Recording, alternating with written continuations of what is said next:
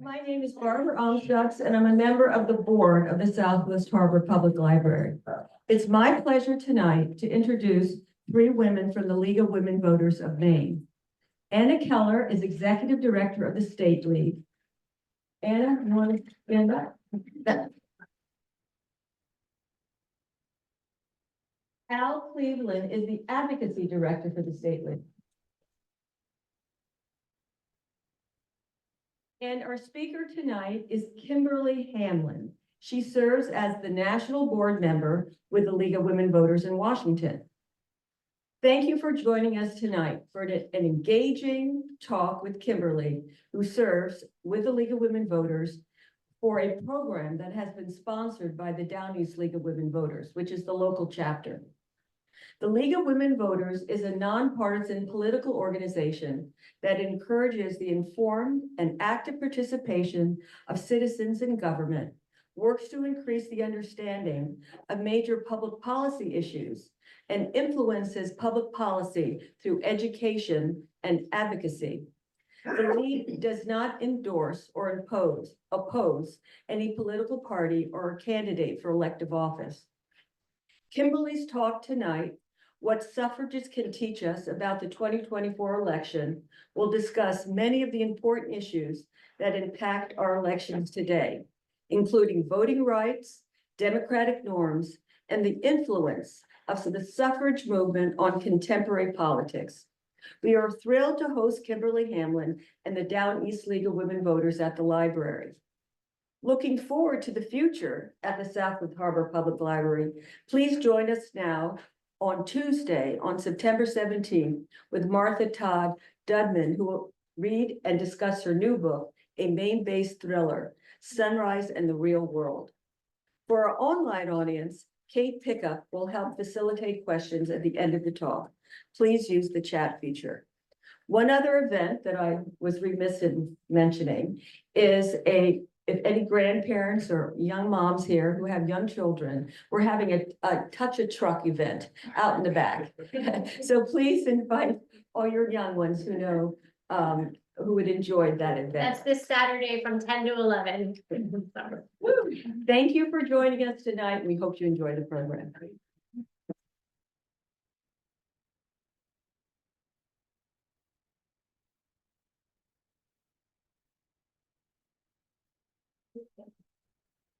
Hi, everyone. Thank you so much for coming.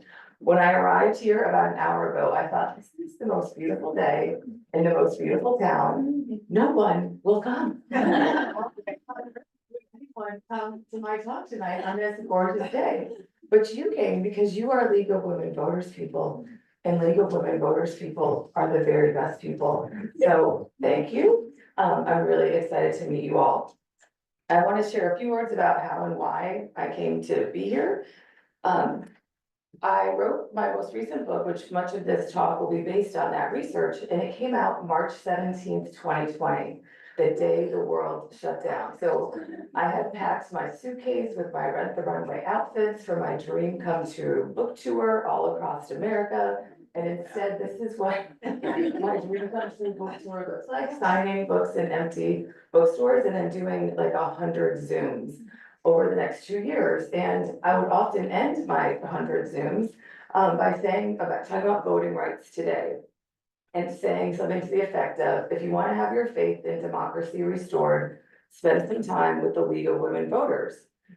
So then in the fall of, I guess, 21, I got this email out of the blue and it said, you've been nominated to be on the national board of the League of Women Voters. And I was like, what? Like, yes, I would love this. What an honor it would be to put my time where my mouth is and to really be involved in the issues today that I study as a historian, because the group that I study, the National American Women's Suffrage Association, NAWSA, is the group that became the League of Women Voters in 1920. So it is such an honor to have these two parts of my life come together in my League of Women Voters service. So that is how and why I came to be here. And I'm really excited about it, as you can probably tell.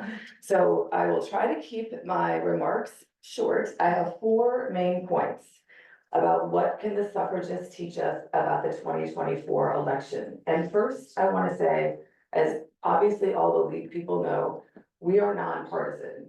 So this will not be a partisan take, but the thing that I feel most strongly about is that women and women's allies and women identified people power democracy. And that our democracy succeeds to the extent to which we empower those voices. So that is really the through line in my research. So point one, the stories that we tell about our past shape what we think is possible in the present and in the future.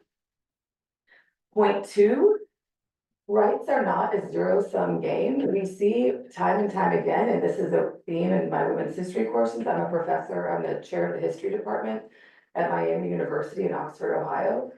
And the through line of my classes is really the short-sightedness of many of our ancestors and the ways in which women focused only on white women's rights or on straight women's rights or now on cisgender women's rights. You know, they were always sort of saying who can be in our club and who can't. And so I want to point that out as another theme that the suffragists really highlight for us. Third, intergenerational collaboration is essential. It takes all kinds of activism and all kinds of folks. The subplot of this one is the power of older women. I think is a really untapped resource in America and also the backbone of democracy for generations, as everyone in this room knows. The point I'll end on is bodily autonomy and political autonomy are two sides of the same coin. We see that probably most vividly in the post-Roe world in which we live in, and I think we'll see it a lot in between now and the November election. So that's a little outline for tonight. First, why history? Why study history? What does that have to do with the present? Suffragists themselves were our nation's first historians of women. Why? Because they knew that people couldn't conceive of women leading in their time if they didn't understand the ways in which women had always and already been leading. So they did all sorts of things throughout the 19th century, compile encyclopedias, write books. Look at all these women who were doctors, or maybe not formal doctors, that's a different story, but healers, midwives, leaders, queens, rulers, soldiers, and they would compile these books to say, look what we did. And people would say, well, women can't vote. They're not smart enough. And they would say, well, look at these women can't vote. They're not strong. Well, look at these women. So they started compiling the stories. And then when it came time, when the suffrage movement gets really organized in the 1870s, 1880s, Elizabeth Cady Stanton and Susan B. Anthony assembled their allies and they said, we need to compile our own history. And it also was in part because they really wanted to stick it to their rivals, the American Women's Suffrage Association. So they compiled the history of women's suffrage to tell their side, the NWSA, the Elizabeth Cady Stanton side, and take credit for the things, all the things. So they write this, what ends up being a 7-volume history of women's suffrage, but they also wanted to leave this for future generations. They documented every state meeting, every state officer, every local officer, every convention, every speech. So you can go through and see who were all the women. And now actually there's a wonderful database online, the Women in Social Movements database, where you can read biographies of many of these women that have been crowdsourced over the years. And they took this project from the 1888 when they started through the 1920s. And as the road to suffrage became more clear, they really amped it up. So in 1909, Nassau established a committee to study the way in which our nation's history and civics textbooks told the story of women. And so this doesn't have like the punchline, but I highlighted it because I wonder if any of these names stand out to you. So this is Gloria Steinem's grandmother, who was a leader in the Ohio League. And she was on this committee that studied every nation's textbook. So at the annual meeting in 1909, the Education Committee presents its findings about how the women are presented in our nation's history and civics textbooks.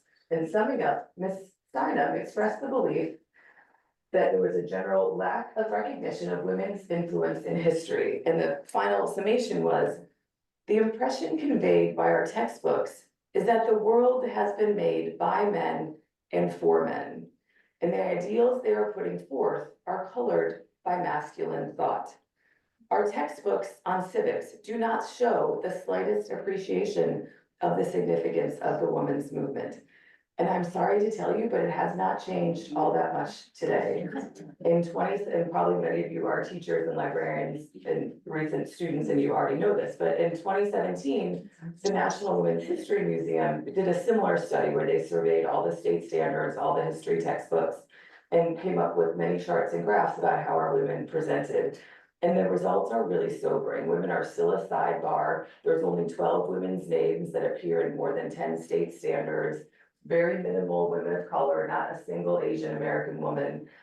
So while progress has been made, it's not as much progress at all that we would like. The report also found that civics textbooks and history textbooks are really out of step.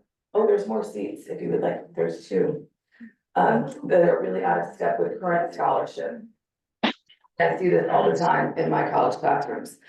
So the women in the suffrage movement take this one step further. They're not just writing down their histories, they start to preserve. So Maud Wood Park, who was the founding president of the League of Women Voters, and before that, she was chair of the Nassau Congressional Committee, the chief lobbyist in DC. She starts compiling all the histories that she can of the movement leaders before they pass. And she does this big ta-da ceremony, bringing what she called the Women's Rights Collection to the Schlesinger Library at Radcliffe, which is now, thanks in large part to Maud Wood Park's founding donation, the nation's biggest or second biggest, depending on how you count, with the Sophia Smith collection of women's history. So I encourage you all to drive south on 95 one day and check out the Schlesinger Library's collection on the history of women in its newly refurbished home. So they are making possible this for us to keep telling their stories and learning from them as they go. And here's a picture of Maud Wood Park, who donated the papers. And here she is at the DC suffrage headquarters with Carrie Chapman Catt, who was the president of Nassau. And this is the woman whose biography I wrote, Helen Hamilton Gardner. She was the lead negotiator in Washington, and the suffragists called her their diplomatic corps. And she also took this legacy and history mission very seriously.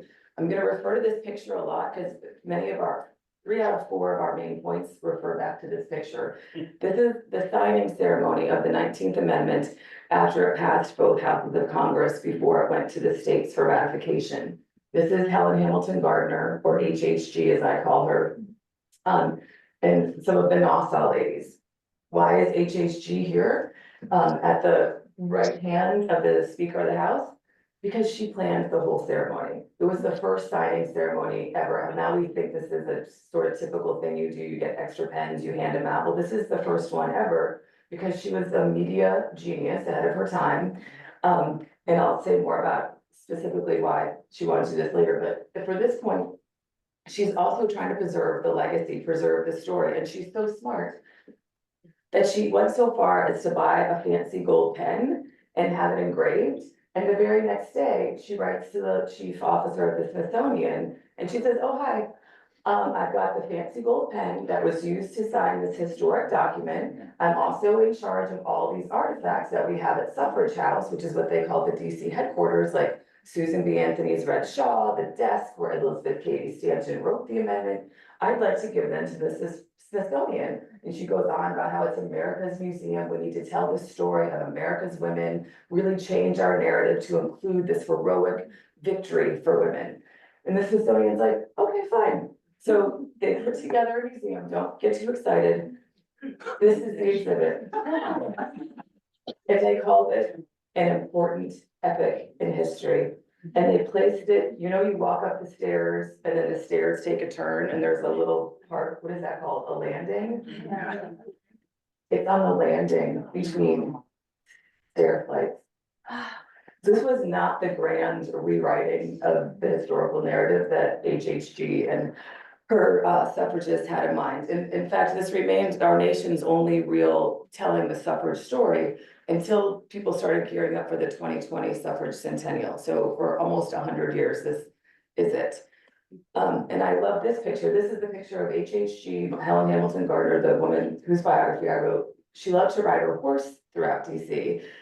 And this was her pose. She lived in DC from 1910 until her death in 1925. And this was like the era of commemoration. They're building statues and monuments, statues to Civil War generals, the Lincoln Monument. So she's seeing you know, commemorate all these male leaders. And I think she's saying here, what about me? Where's my statue? Where is the statues for women? So that's another part of my work with the League of Women Voters, is to make sure we document our own history. So one of the first things I did when I came onto the board was the national office had just moved and downsized to a smaller office. And there was all these amazing things scattered about. And you probably were there, and I was like, well, what is that? What are these pictures and what are these, why are they sitting here? So we helped move them around, get the artifacts to the Smithsonian and add the papers to our collection, which at the time only went up to 1986, and now it'll be more current that we've donated more documents to our collection at the Library of Congress, so future generations can know what the League of Women Voters have done. And I just want to end this point on one of my favorite teaching tools, which is an essay by the author Rebecca Solnit. I'm sure many of you have read her work, and one of her essays that I really love is called City of Women.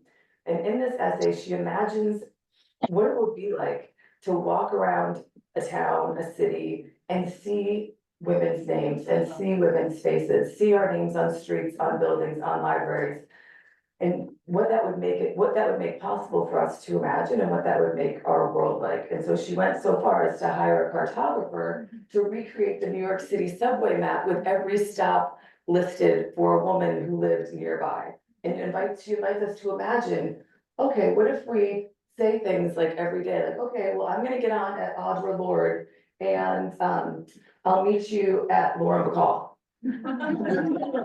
What would our world be like if those were sentences we said every day? So I really feel that the history that we know about ourselves, that the stories we tell shape what we think is possible. And this has particular resonance in presidential election years, when people say, well, we've never had a woman president before, why not? And I had media calls today saying, why hasn't America had a woman president? Who else has run before? We need to know these stories to know that it's possible.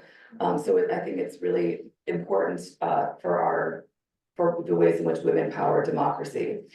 The second point I have for us tonight is the suffragists show us really vividly and in sometimes agonizing ways that white women have too often prioritized their race or class or gender privilege over the common interests of all women and people who identify as women and our allies. What do I mean by that? Again, let's go back to this picture of the 19th Amendment signing ceremony organized by HHG. The only reason that the 19th Amendment passed Congress when it did is not because anyone thought it would enfranchise Black women in the South, but because everyone knew it wouldn't. The suffragists pictured here, and Alice Paul and her allies pictured outside on the beautiful banner that Kate heroically put up there somehow this morning. They made a devil's bargain to get the 19th Amendment through Congress, and I'll say more about that in a second. And we live with this legacy and the ramifications of this today in all kinds of ways. So in 1912, President Woodrow Wilson became the first Democrat from the South to be president since the Civil War. In addition, both houses of Congress were taken over by Democrats, which at that time meant Southern Democrats for the first time. So this is the position that suffragists find themselves in. Solidly Democrats, White House, Congress, led by Southern Democrats. They know they need, the 19th Amendment passes the House in 1918. They know they need a few more votes in the Senate, and they know some of these votes are going to have to come from Southern senators. So they start with this guy, John Sharp Williams of Mississippi. I could give you 100 examples about the way that race played a pivotal role in the 19th Amendment's trajectory. This is just one. So John Sharp Williams was good friends with HHG, the woman whose biography I wrote. And so she starts with him. They're friends. She hosts his daughter. She's friends with the wife. John Sharp Williams reads books and has a library, as opposed to the other senator from Mississippi who's like a rabid racist Ku Klux Klan guy. So she thinks if anyone's going to be on my side, I could maybe get my friend John Sharp Williams. So the day after the House passes the 19th Amendment for the first time, she writes to her friend John Sharp Williams. And she writes this 3-page long letter, and she really lays it on thick. And she says, did you see the House vote every member of the House from Mississippi voted no. I want you to redeem that state. And she goes on to say, you are by far its leading citizen. Your place in its affections and in history is assured. Your grandchildren will have started life with distinction that your name and fame assures them. And she goes on to say, do the right thing, John Sharp Williams. You know this is coming. Be on the right side. Vote to enfranchise me, your wife, your daughters. Really laying it on thick, 3 pages. He writes her back the very next day. And he says, my dear friend, if anything in the world could get me to do the thing you want, it will be your letter. And he says, but I will never vote to enfranchise women. Why? He says, Black women will almost certainly go to the polls and white women will stay home. And he goes on to say, and this is at the bottom, he says, he's talking about why Black men in Mississippi don't vote. And he says, I don't know if you know this or not, but Black men in Mississippi don't vote, not because of all the legal blocks we put in place, poll taxes, grandfather clauses, etc. Black men don't go to the polls because they know that if some of them do vote, they might get hurt. Because we use outright violence in Mississippi to keep Black men from the polls. And he says, well, we can't really do that against Black women because after all, they're women. So he says, therefore, I will never vote to enfranchise Black women in the South. And this is the predominant sentiment in Congress, voiced by men of both parties and of all regions. Again, I can give you 100 examples of this. If you had been a fly on the wall when the Senate was discussing the 19th Amendment, you would have been very confused. You would have wondered, what amendment are we talking about? Because the main one the senators named was the 15th Amendment, which is the Reconstruction Amendment enfranchising Black men. Senator said, if we pass the 19th Amendment, it'll be a second federal voting rights law, and it will force us to uphold the one we already have, which everyone knows we've never upheld since 1877, and it will increase the number of Black voters, especially they are concerned about states like Mississippi, South Carolina, Georgia, Alabama, where the Black population outnumbered the white. So this is the situation suffragists find themselves in. What do? They make a devil's bargain, and Helen Hamilton Gardner, Carrie Chapman Catt, Alice Paul, the white suffrage leaders say, you know what? Just give us the 19th Amendment and we won't say a peep about enforcement. You can keep disenfranchising Black women in the South the exact same ways that you've been disenfranchising Black men all this time. We will never enforce it. We'll never bring a case. We won't say a word. And this is exactly what happened. And this is why it's not until the 1965 Voting Rights Act that the 19th Amendment becomes a reality for all women. And everyone knew this at the time. I mean, so Mary Church Terrell, Ida B. Wells, Black women leaders, civil rights leaders and suffragists, they fought mightily for the 19th Amendment, and after it gets ratified, they go to their, I don't want to say friends, but allies, co-workers, Carrie Chapman Catt, Maud Wood Park especially, and they say, hey, gosh, that was really great how we worked together to get the 19th Amendment passed. And I don't know if you know this or not, but Black women in the South are turned away at the polls, and can you white ladies help us? And to a person, they said, no, that's not a gender issue, that's a race issue. You're on your own. And so there was, in the 1920s, hardly any cases brought forth to enforce the 19th Amendment. And so I want to highlight that example, but again, we could do the same thing with second wave feminism, with Betty Friedan talking about the Lavender Menace and refusing to work with lesbian women. We could talk about women who are transphobic today and don't want to include under the umbrella of women, folks who identify as women and are queer allies. So at every stage, we see like some activist women trying to draw a box around who gets to count. And at every stage that serves us really poorly, not just at the time, but historically. So that's another lesson that the suffragists teach us that I think we should keep in mind as we enter the 2024 election and beyond. And related to that, and on a more positive note, I want to emphasize how the suffragists show us that intergenerational collaboration is essential, sometimes fraught, but essential, and that change takes all kinds of activism. And this is something in the League I know we grapple with all the time, right? And as we reach out to new and younger members, this is exciting and great, but there's also tensions in that. And these tensions are often really similar to what our suffrage ancestors and foremothers dealt with. Right. We go.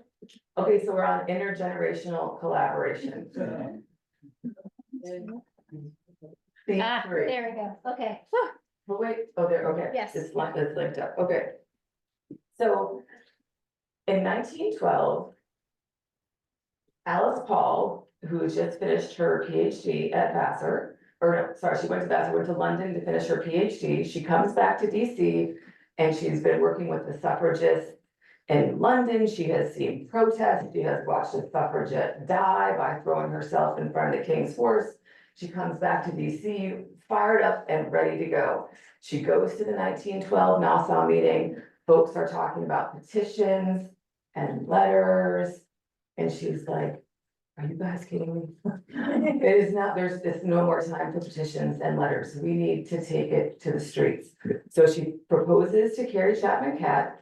The Carrie Chapman Catt let young, brilliant Alice Paul put together a march to coincide with the inauguration of Woodrow Wilson in March of 1913.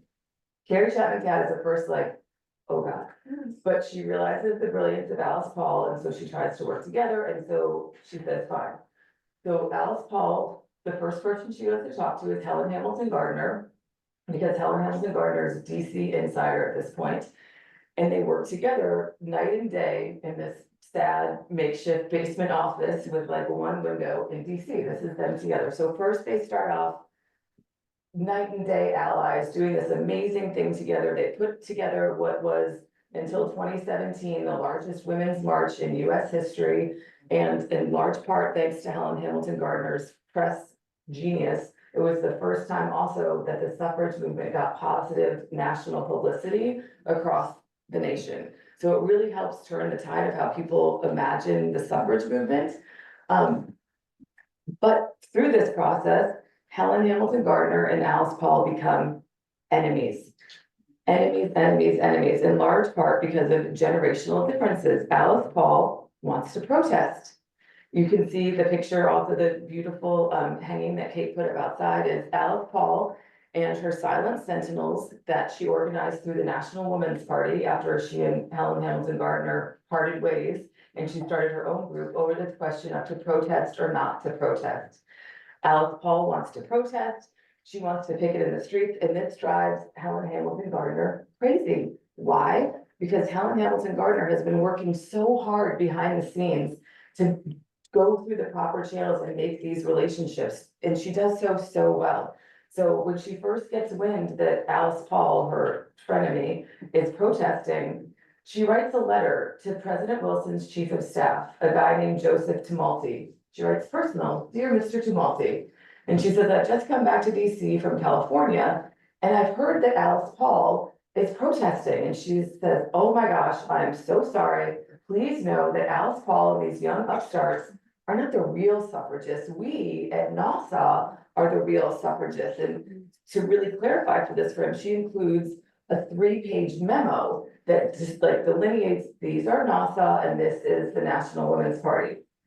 And then at the bottom, she said, is there a day when Mrs. Wilson entertains callers? If so, it would be my pleasure as the wife of an Army officer to call. Well, who gets invited to the White House the very next day? Helen Hamilton Gardner. And from there, she's in Lakeland. She's there all the time.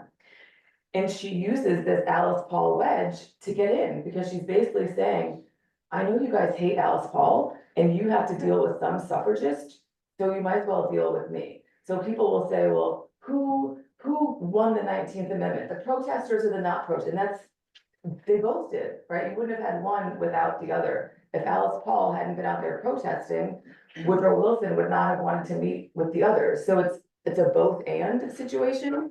And you can see the effectiveness of Helen Hamilton Gardner's strategy because a few days after she sent that first note to Tumulty and has tea with Mrs. Wilson, Carrie Chapman Catt wrote to President Wilson. This is on the eve of the Democratic National Convention, and she wanted him to include a plank in the Democratic Party platforms endorsing suffrage. So she writes to him to request a meeting. This is in 1916 PS. He's already been president for 3 years. And this is Wilson's handwriting. And he said, "Are these ladies of the Congressional Union variety?" That's the Alice Paul protesters. And this is really significant to me because he's been president for 3 years. He has no idea who is who. He doesn't know their names. He doesn't know which one is which. So what does Tumulty, his chief of staff, do? He gets that memo that Helen Hamilton Gardner wrote, and he's like, no, these are the protesters and these are the not protesters. Oh, okay, fine, Tuesday, I'll meet with the not protesters. So from there on in, Helen Hamilton Gardner was there every week on the phone, every day. She converts Wilson to support the amendment. He does all kinds of stuff behind the scenes to help get it ratified, and well, first passed and then ratified between 1918 and 1920. Here she is on the steps of the White House during one of her many visits. Carrie Chapman Catt never went without Helen Hamilton Gardner and always went through Helen Hamilton Gardner to contact Wilson. And she used to brag that she asked him for 22 favors and got 20 and received 21 in return. And I know someone's gonna ask later, what was the one? The one was when he was negotiating the end of World War I. And he was putting together the negotiating team. She lobbied him really hard to put Carrie Chapman Catt on that negotiating team. And she said, women have been just as much a part of this war effort. They need now also to have a leadership seat at the table in the peace process. And he did not. And he wrote back and he basically said, I would do it, but all of the other men couldn't handle it. So that was the one he did not grant. But at the same time, Alice Paul is protesting outside, getting arrested, suffering in jail, being force-fed, not realizing that Helen Hamilton Gardner is inside. So this intergenerational conflict is productive in a way, but also destructive in that they became lifelong enemies. If you listen, Alice Paul's 1976 oral history is online, you can listen to it. She hates Helen Hamilton Gardner so much still. You would think after 50 years. But no, the other thing Helen Hamilton Gardner did was cultivate friendships with members of Congress. So she has a complicated personal life that we'll talk about briefly in a second. But she marries in 1902 and settles in Washington, D.C. And her husband was a really celebrated Civil War, a Union Civil War officer. And so he was friends with all the Civil War veterans, and they moved into this house in Northwest D.C. And their next door neighbor was James Beauchamp Champ Clark, the Speaker of the House. And Helen Hamilton Gardner was beautiful and charming, and she did things, you can see how their porches adjoined, and so she did things like wait by her front door to hear the other door click, and then she'd be like, oh, James Beauchamp Champ Clark, I've made some peach muffins. Would you like some? And by the way, how is our bill coming along? So she works all kinds of magic with these personal connections. So that's why she hated Alice Paul's protesting, because there's so many times where she got so close to having the suffrage amendment come to the floor for a vote. And then the Alice Paul folks would protest, and one senator would say, well, I'm not gonna vote for this bill. And suffragists are out there protesting at the White House during a time of war. And Helen Hamilton Gardner would say, oh, now I have to go back to the drawing board again. But my main point is that it takes all kinds of activism from all generations to make change. And the other thing I wanted to highlight about this picture is the other reason Helen Hamilton Gardner planned this signing ceremony is because who is not there? Who was not invited? Alice, well, Black people, yes, that point too, but Alice Paul. She wanted to take all of the credit and make sure that this is what Alice Paul is complaining about in her oral history. She was not at the Penn ceremony. And Helen Hamilton Gardner was, because she did not invite Alice Paul or any Black people because they had made the devil's bargain to exclude them entirely. Final point, and I'll make this quick so that we have time for questions. Bodily autonomy and political autonomy are two sides of the same coin. And I feel like this has never been, or maybe not never, but never in my lifetime been more paramount or obvious than in 2024. What first gets women to organize as women in the 1830s and 1840s is the sexual double standard. Women begin organizing groups as women. People often think it was abolition societies. Yes, women did join abolition groups, but the first time they organized groups as women with other women for women was female moral reform societies. And what the purpose of these groups were, 1830s, 1840s, was that women were really concerned about prostitution, which was spreading with the rise of industrialization and urbanization.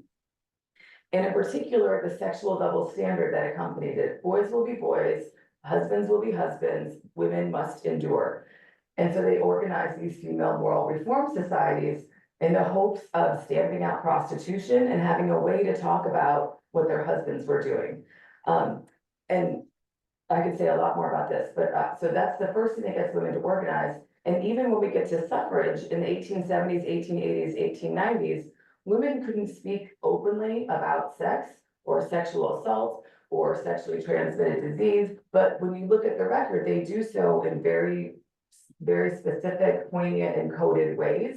And it's a really strong undercurrent. So I'll give you a couple examples. One is the story of Helen Hamilton Gardner. What brought her to activism was she became a teacher in her late teens, early 20s, and then she became the youngest school principal in Ohio. She lived in a town called Sandusky, and she boarded at this house. And folks started to notice that the commissioner of Ohio Public Schools, a statewide elected officer, kept coming to check on the schools of Sandusky.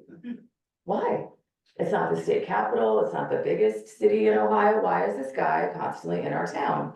Well, this house is a house of, it's a widow and she has boarders. The other two boarders besides HHG are the brother and sister-in-law of the owner of the Sandusky Daily Register. So soon this news hits the papers across the state that the commissioner of public schools is coming to Sandusky to visit the young principal, whose her birth name is Alice Chenoweth. So they are having an affair. It makes statewide press, newspapers print her name, she loses her job, she's run out of town. What happens to the commissioner of public schools? And she thinks to herself, why? He told her he was divorced, she believed him, and now her life is supposed to be over. So this is kind of when I fell in love with her, because she was like, no, not today. And so she takes several years, she starts reading and reflecting, and the question that really gets her motivated is this question of the sexual double standard. And why do we accept this as a given? What she ultimately does is move to New York City and change her name. She changes her name from Alice Chenoweth, who was disgraced in the papers across Ohio, to Helen Hamilton Gardner. And she reinvents herself as a leader on the free thought lecture circuit. And she starts talking about things like the sexual double standard and saying things like the Bible is part of the reason why we accept this nonsense, she says, about what men can do and what women can do. She draws a huge crowd. From there, she expands her repertoire. This is all before she becomes a suffragist. She at first thought the suffragists were a little too square for her. So at the 1893 World's Fair, she gave more talks than any other American woman, and she's talking about the sexual double standard. And then in the 1890s, she hones in on the particular grievance that she thinks really highlights more than any other, the way that the sexual double standard impacts women and the extent to which women's lack of political voice brings violence upon them. So the issue she wants to highlight is the age of consent, which in the 1890s, so the age of consent is the legal age at which a girl is considered capable of consenting to sex with a grown man. What do you think the age of consent was in 1890? 14. In 38 states, it was between 10 and 12. In Delaware, it was 7. So the Women's Christian Temperance Union had started raising alarm bells about this in the 1880s. Again, to my point, that like this through line of bodily autonomy has always been I would say, the strongest part of women's activism. Even when women couldn't really say it out loud, they are talking about it.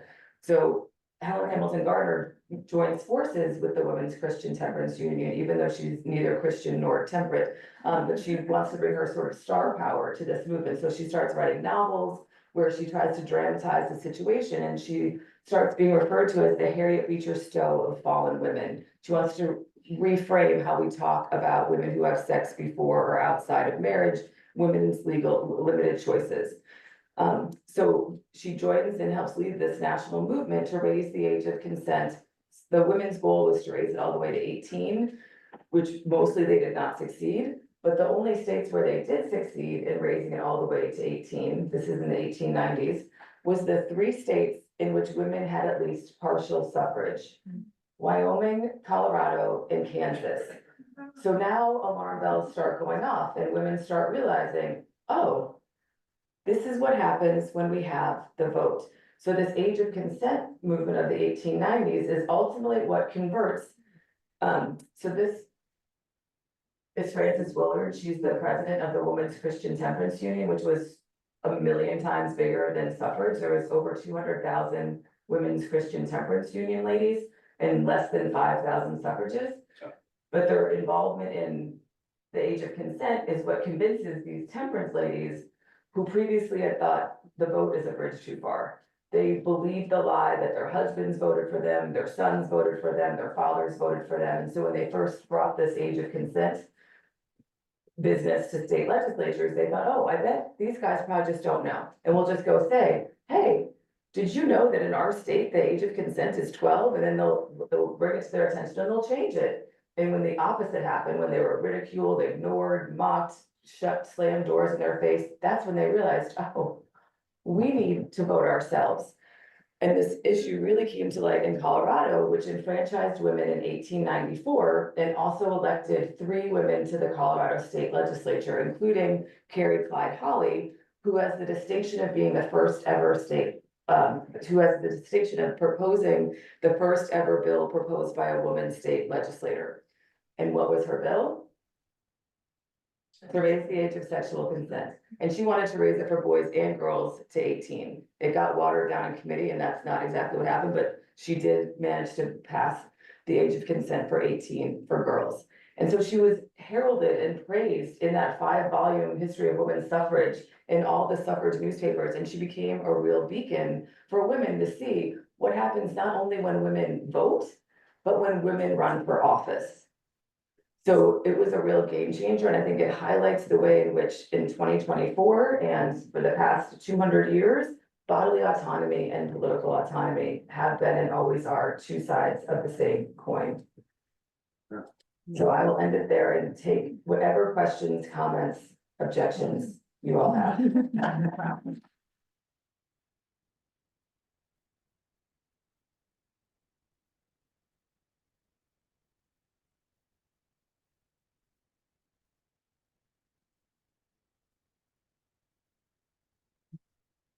Yeah, You think Kamala Harris knows all this? Have you ever talked to her? I have not talked to Kamala Harris.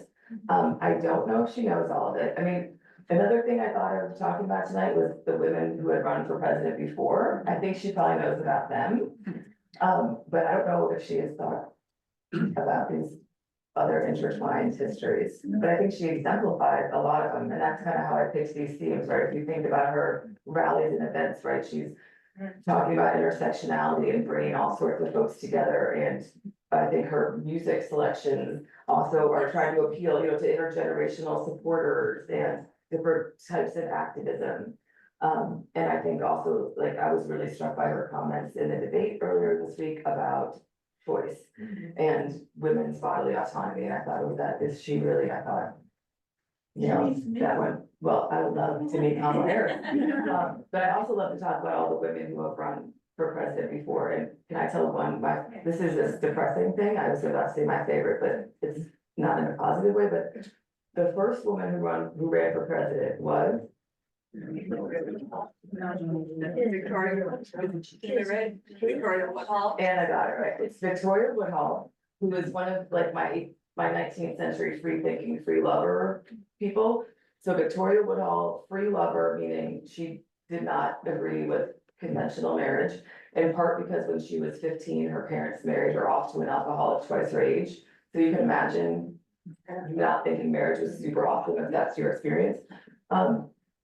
So she becomes a suffragist. She has many interesting chapters that I could tell you a lot more about, but I'll go to my punchline, which is she runs for president in 1872. And where does she spend election night? Where does the first woman to run for president in the United States spend the election night of 1872? Jail. Why? Because she wrote about the sex that someone else was having.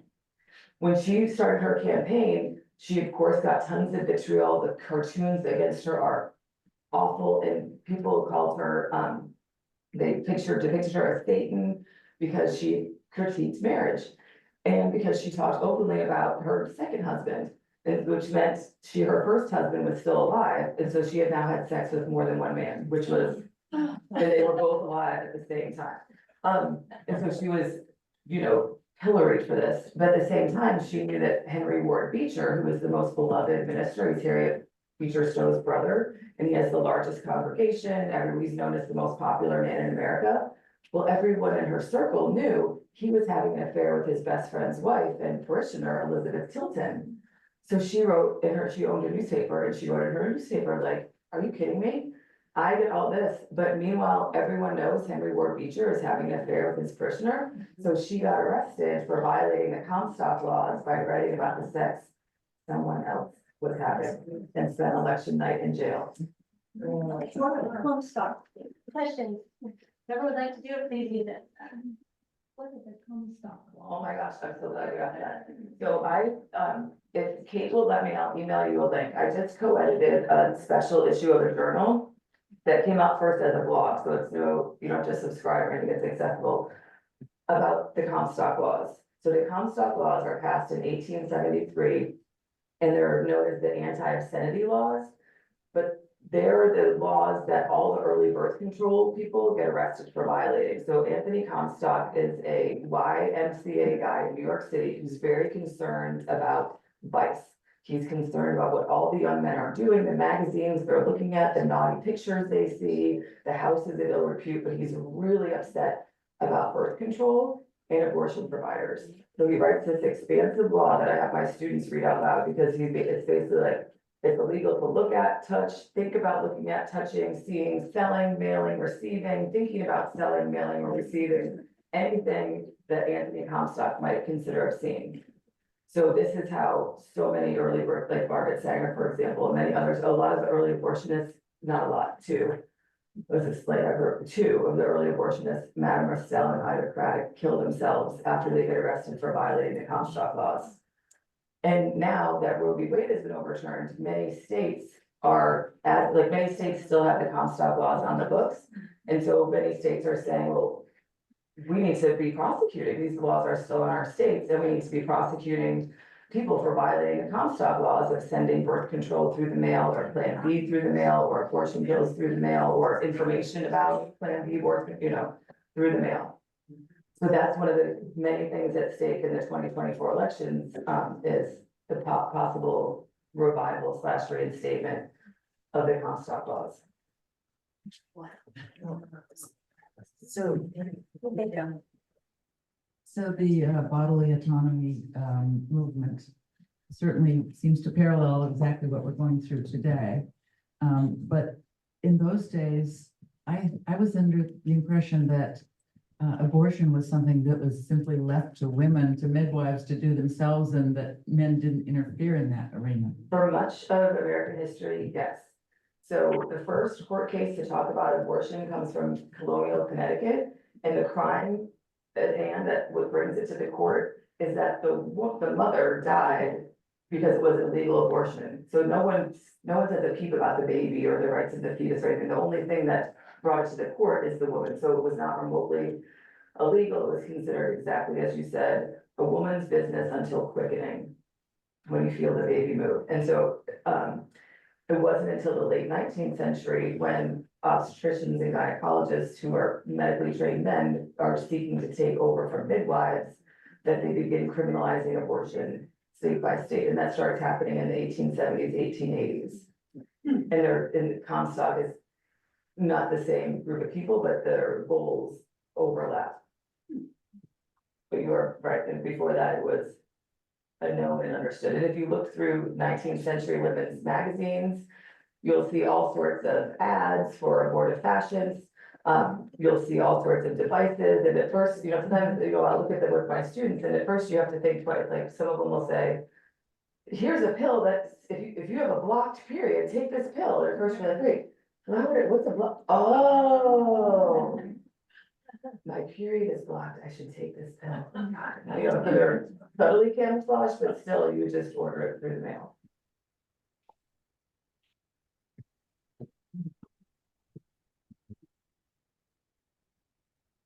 Hello, thank you. This has been so great. So I was recently at another talk where they were talking about Project 2025 and pointing out that the word gender is in Project 2025 more than the word economy. And they were making the point that the reason why there's such a big push right now to control gender, to control bodily autonomy and reproductive rights, is because that is laying the very groundwork for controlling the populace generally. And I find that very scary. But I see some parallels here with what you're talking about, and I wonder, I don't know what I'm asking really, like, are there any lessons that we can be learned that might make me feel better about this threat that we're facing, or anything that we can learn to do in response? Sorry. I think organize, ally with all of the allies, regardless of other differences and across generational lines. I mean, I think that's what has worked so well for women. But I will also affirm what you're saying, that from a historical perspective, I always think that the sexual double standard is patriarchy's most powerful tool. It's patriarchy's last best stand. And I think, if the suffragists and Helen Hamilton Gardner were alive today, they would be shocked at the extent to which we still have a gender binary and a sex binary. There are two genders, there are two types of sex, and that she would be shocked that that we still function on these fake binaries.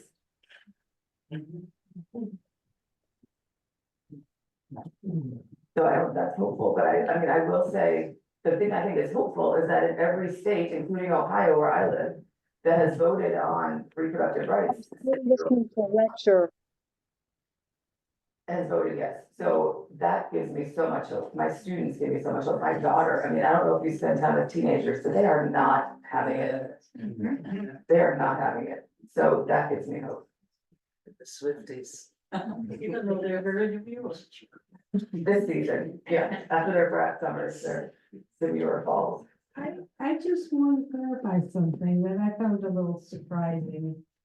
That women could run for office before they had a right to vote.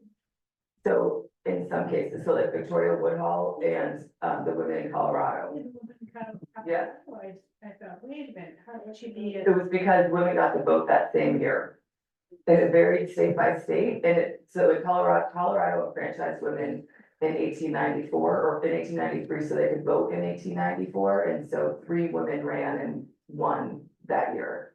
And Victoria Woodhull ran basically on her own ticket. She founded a party called the Equal Rights Party. She wrote about her candidacy in her newspaper, but it wasn't through a party. So she appointed herself as a candidate and had no conventions. And then in other states it varied. And you can also see that through line with women lawyers and jury service. So women also were not allowed to be on juries even after they had the vote. Going off of that,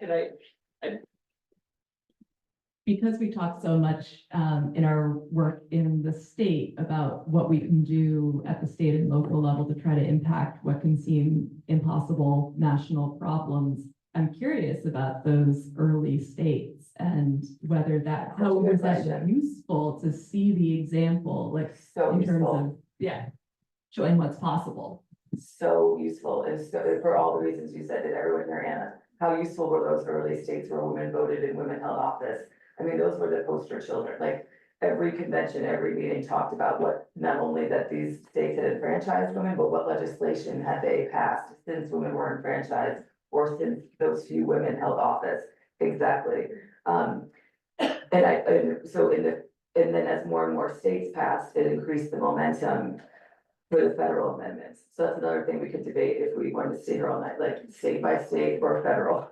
Which strategy is better for change, and does it depend on which issue? And the suffragists found, a tipping point. They did a both and. They did state by state until they had so many states that it really pressed the question federally. So when New York enfranchised women in 1917, that switched the balance of Congress, because New York had more congressional representatives than any other state. And now those congressmen, because they were all men, represented women. So that made a federal amendment much more plausible. So yes, and also Maine, did you know so this is another question sometimes people ask me, if I go deeper into how it passed, how the 19th Amendment passed Congress. They were 2 votes shy for 2 years.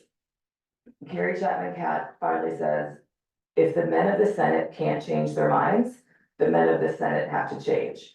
So they target 2 different senators, and then mind you, they can't vote, but they get their sons and their husbands and their allies to vote 2 men out to change the balance, which does. But then 1918 is also the year that more senators died than any other, so their allies are dropping like flies. They write that they were afraid to read the paper every day to see who died during the night. But one of the other senators that switched their vote was the senator from Maine.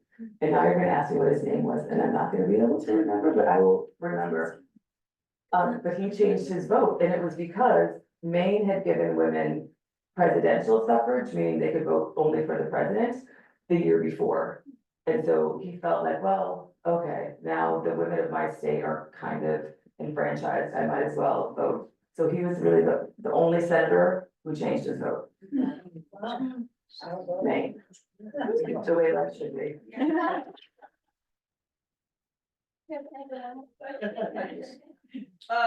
I'm sorry, it was the Women's Christian, Temperance Union, WCTU, the largest and most powerful. They functioned like a women's political party. Their motto was do everything.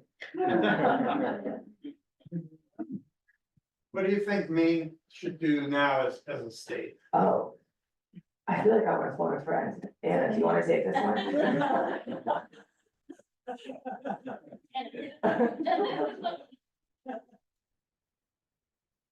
I mean, right now, what we can do, we've got an election in 50 days. I mean, this is what's in front of us. So get involved in volunteering, whether it's for a candidate or you can come volunteer with the League of Women Voters. We've got lots of projects going on right now.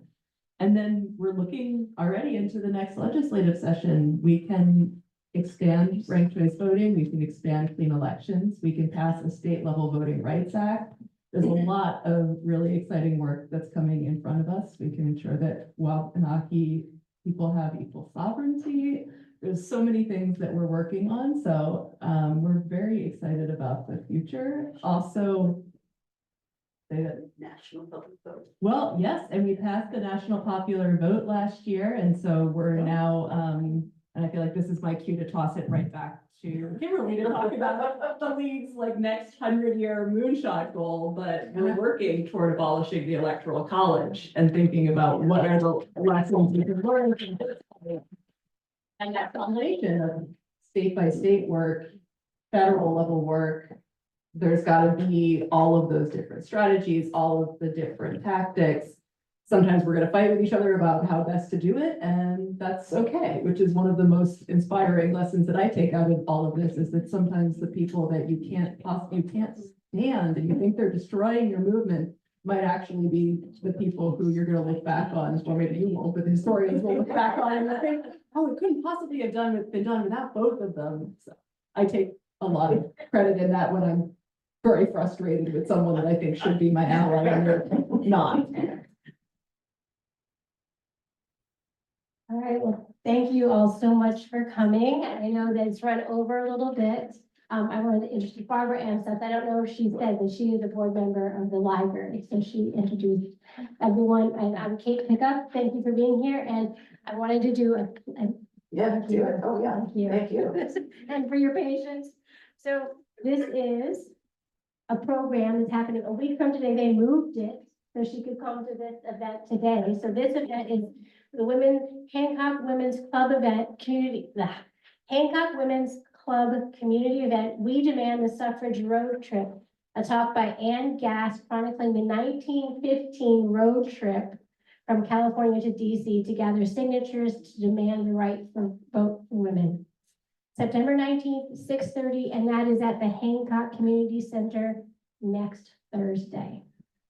And then the banner that you were talking about out front, if you haven't seen it, if you came in that way, the banner comes from the Seal Cove Auto Museum. I went there with my daughter who's hiding in a stack. And we noticed that their exhibit, this right now, is Driving the Vote for Women. And on Monday, they launched this book for the 1916 trip. Two women in it was the Golden Flyer Saxon. And they have a replica there. And Cheryl Schreiber is a board chair at the Auto Museum, and she wrote this book. And she and her husband put together the parts and made that car. So the car is right there right now, and the books are available there. We have our copy for the library, which is wonderful. We'd like to get a copy of your book as well. And if you're selling it, we'd love to. I just brought one for it. Okay. Anyway. You didn't bring copies for me? They're on the table everywhere. Okay. I just put two in my suitcase. Anyway, pleasure. Thank you so much for coming today.